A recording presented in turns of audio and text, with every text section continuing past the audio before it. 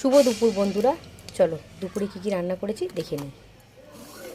এই যে ভাত, গরম গরম ভাত, আর তার সাথে রয়েছে এটা ভীষণই পছন্দের খাবার, ডাঁটা, সজনে ডাঁটা, আলু বেগুন দিয়ে সবজি।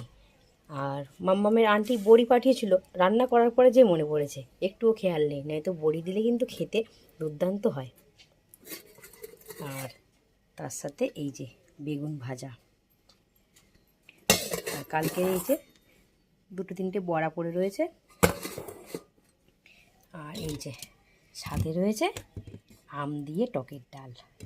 কার কার পছন্দের খাবার, সিম্পল হলেও খাবারটা আজকে কিন্তু খুবই খেতে দুর্দান্ত, একদম অসাধারণ যাকে বলে।